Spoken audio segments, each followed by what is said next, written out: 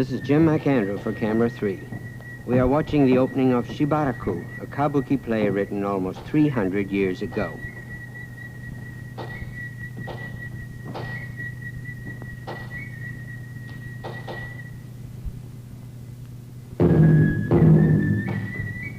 Kabuki, the classic drama of Japan, blending tragedy, comedy, music, several kinds of dance, highly stylized speaking and singing, intricate makeup rich in symbolic meanings, gorgeous costumes and sets, pantomime, the grotesque as well as the beautiful.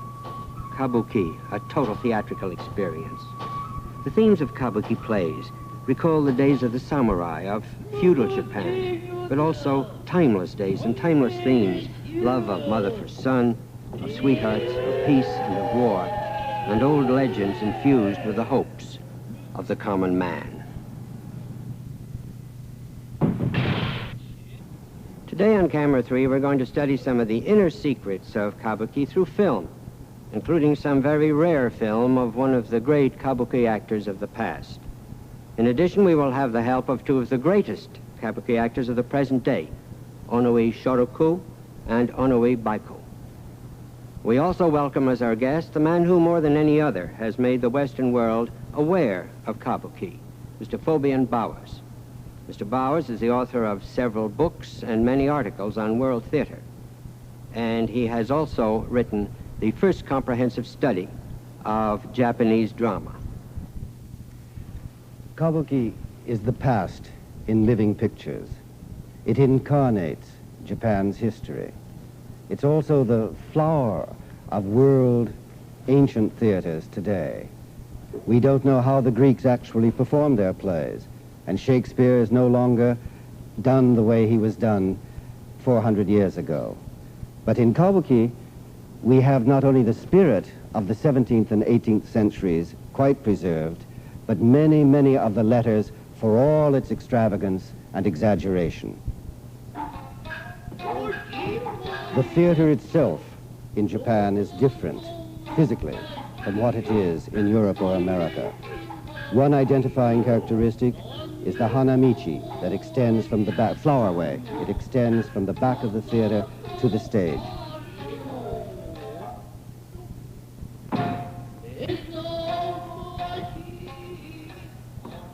The antiquity of the classical theater of Japan is documented by the famous woodblock prints.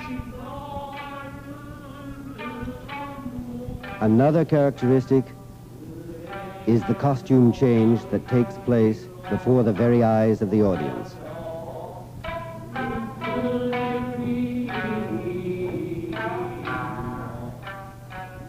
The attendants to this woman who is dancing, actually it's a man, there are no women on the Kabuki stage because of tradition. The attendants pull the basting threads of her red brocade costume, and soon she'll turn silvery blue.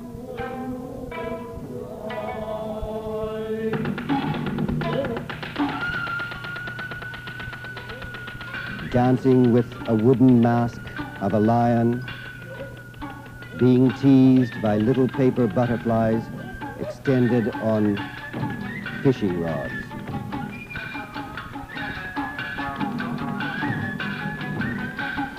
The mask drags the girl along as the lion chases the butterflies.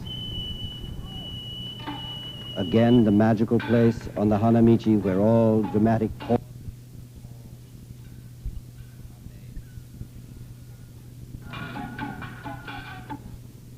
Now that girl has become the lion itself.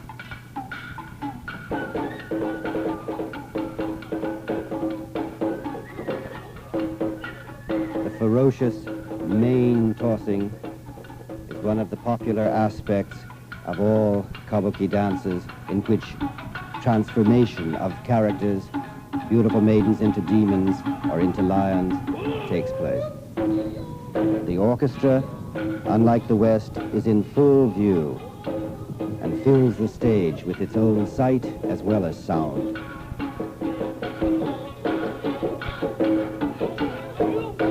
Paper butterflies are now dancers. The next film segment is of one of the most popular plays in all Kabuki repertoire. In a way, it's the quintessence of everything that 18th century Kabuki stands for. The commoner has risen, and the warrior is declining. Before, it had always been a question of birth, what your family position was, and of rice. Samurai were paid in rice. But now, the commoners introduced the element of money, and he who had money became powerful. And this will show the most beautiful courtesan of all of Edo, present-day Tokyo, spurning and scorning a warrior, an old warrior who wants her favor. This is played by the great Baiko VII, who takes the role of the courtesan and is one of the leading onnagata, player of women's roles.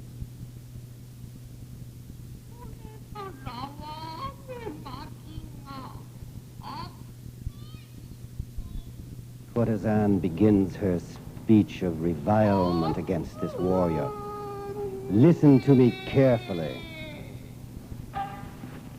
There is the old warrior.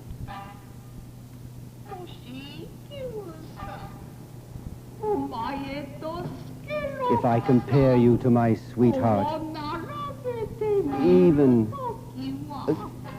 in the middle of the night, I would know the difference. One is snow, and the other is ink.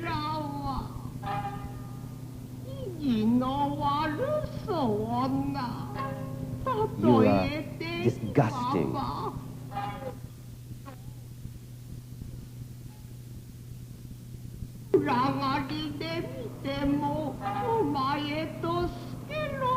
And even in darkest night, were you to change roles, I would know my lover.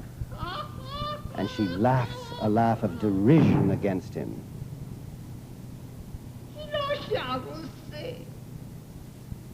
He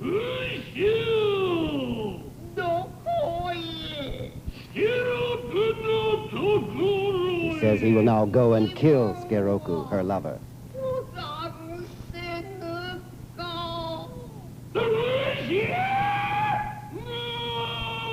His full villainy comes out, the warrior hatred for the common man. It is probably difficult to believe that the courtesan you just saw is the actor you see here. 観客を信じられないからちょっとやってください。あげます。ハンケチ出してもようございます。Yes, it's perfectly all right to bring out your handkerchief in America. She compares her lover and the patron of the pleasure quarter, the wicked warrior, to snow and charcoal. If I compare the two of you, and if they were to be changed in the middle of the night, I would know the difference. And she laughed scornfully at him. This is the great Baiko VII. He has the supreme honor of being an intangible cultural property. In Japan, not only objects of art, paintings, buildings are treasured for their marvelousness, but also great, great actors. He is the 7th Baiko and the star of the film which you just saw. Also with me today is an equally great star and an old friend, Shoroku, the second. The first Shoroku dates back to the 18th century, and he bears the second generation name. He is also the head of the celebrated school of dance, Fujima. He's also appeared in modern plays and recently conquered Tokyo with his Othello, and a couple of years ago enchanted the entire country with Cyrano. 小野さん、ちょっと聞きたいことがあるんです。歌舞伎の中で何が重要ですか? I've asked him what is important in Kabuki. Kata. Kata is a conventional way of doing a simple action. And he's defining kata for me. お願いします。Continue that movie which we saw. The old man is now angry at the courtesan for insulting him. So he says, your lover, he's a mosquito in the palm of the hand and I will swat him. And to heighten his horridness, he crosses one eye. それは結構ですね。だけど役者は苦しんでいないんですか？型は昔からちゃんと決めてある。I'm wondering if the Kabuki actor doesn't feel restricted by having to move from kata to kata.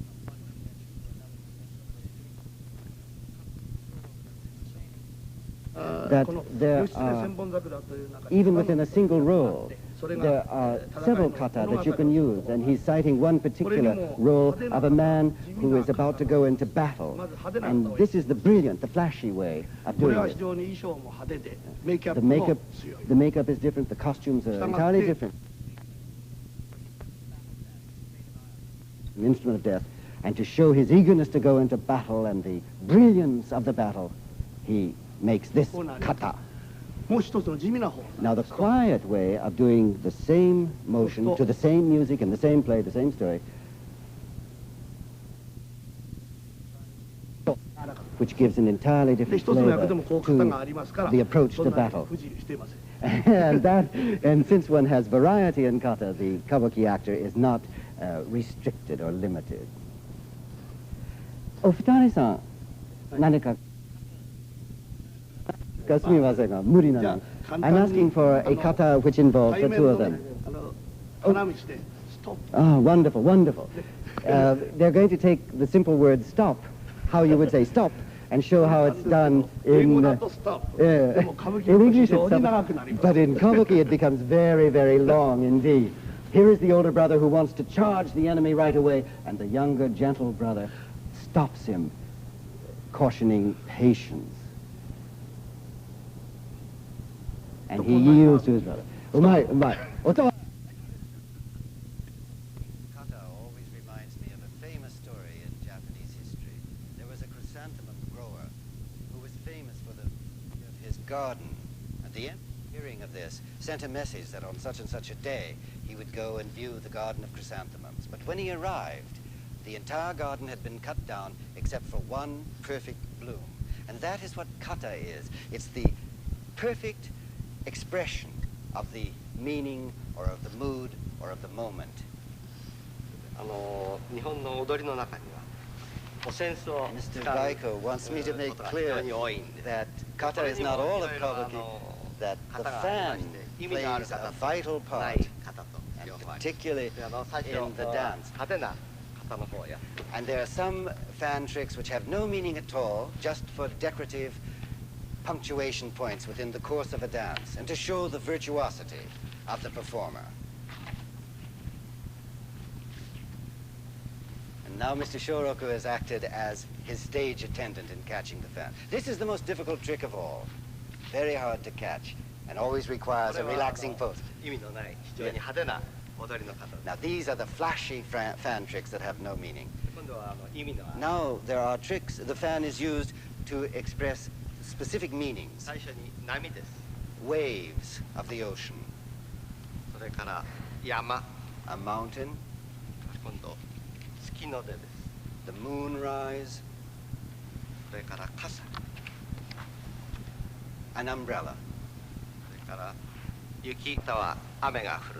And snow or rain, either one. Wind. And when flower petals fall from the trees, such as cherry blossoms, half caught by the wind, and then they fall more quickly as they reach the ground. 見せないものを見せることいかがでしょうか。それでは私がお酒をついて。ああ、どうぞ。うまい。One of the arts of Kabuki is to make the invisible manifest. So Mr. Baiko is going to pour wine for Mr. Shoroku. You're pro de Mr. Shoroku's going to get drunk because the fan is so big. His cup is so big. Now see the invisible drops of wine as he pours. And look how heavy the cup gets. He blows the alcohol fumes from it so that he can swallow it all in one gulp.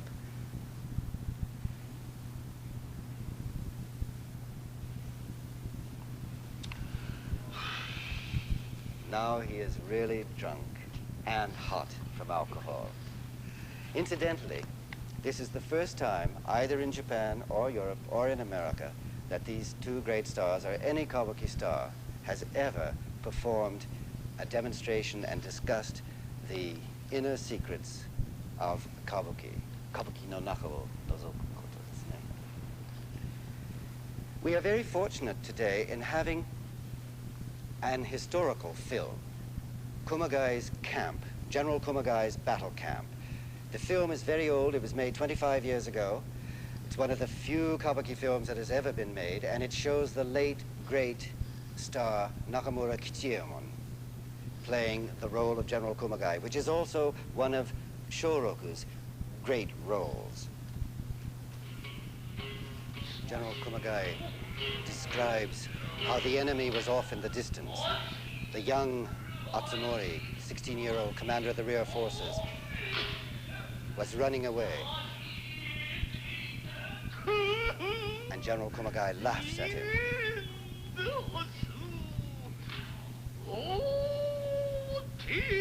Don't flee. Here is an enemy for you. Here, I.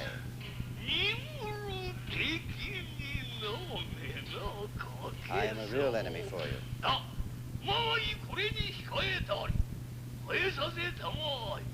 And he names himself and calls him, come, come,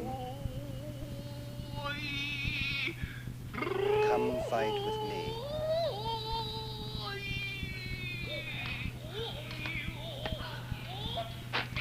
He opens his battle fan and identifies his side as that of the Minamoto and challenges him. They're on horseback. The 16-year-old general turns his horse around, and they start fighting at the water's edge with swords.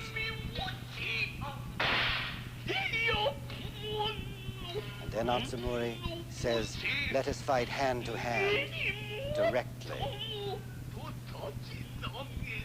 So he puts down his sword, dismounts from the horse, and the two of them grapple. They are fighting, and he finally gets Atsumori to the ground. And Atsumori's mother, who's there, says, so you defeated him. But when I looked at him and saw his face, I thought, he's a young man, exactly like my own son.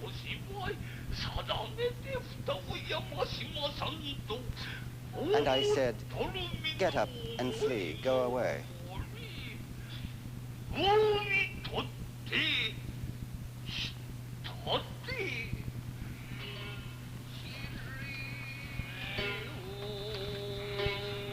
So I picked him up and brushed the dust from him.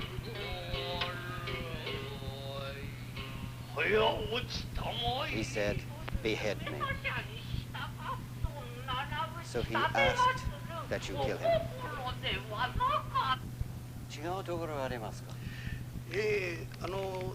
Was there, I'm asking the difference between Kichiemon's performance and Shoroku's performance. The family line is different, so they're certain.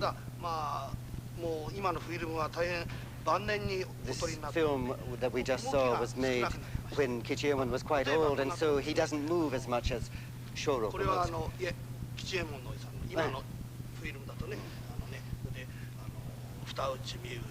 When Kumagai and Atsumori are grappling together, fighting,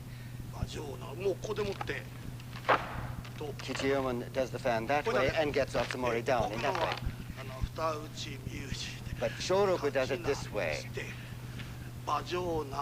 While being on horseback, he takes the arm of Otsumori and then he opens the fan that way and then rolls Otsumori to the ground. But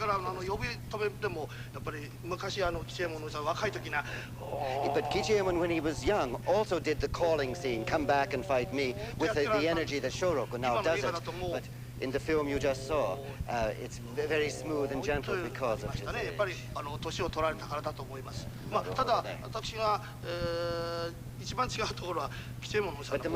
the place that is most different is in the way of opening the fan. And he obeys his family tradition, and his father opened the fan flatly instead of flashing. And that is about the limit of the difference between the two performances. I'd like our two stars here to show us one of the most important aspects of Kabuki, which is the tachimawari, or the fight. And they'll do the fight scene from the Maple Leaf Viewing Picnic, which is a dance. Baiko was a princess, but has now been transformed into an evil ogre inhabiting this mountain. And the good Lord Koremochi finds her out and fights with the demon. The demon has wrenched a branch of the scarlet changed maple leaves from a tree, and that is his weapon. Who will win? At this point, no one knows.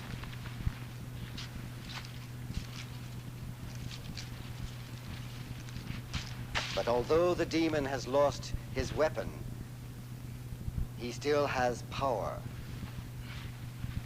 He opens his mouth to swallow Lord Koremochi, and the fumes make the Lord dizzy, and he loses consciousness.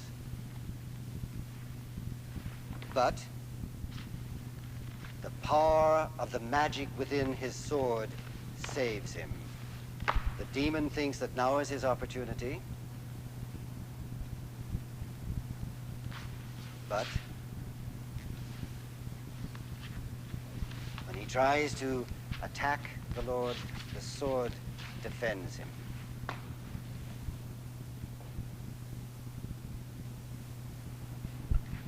Again and again, the ogre tries. But the sword is mightier than the devil.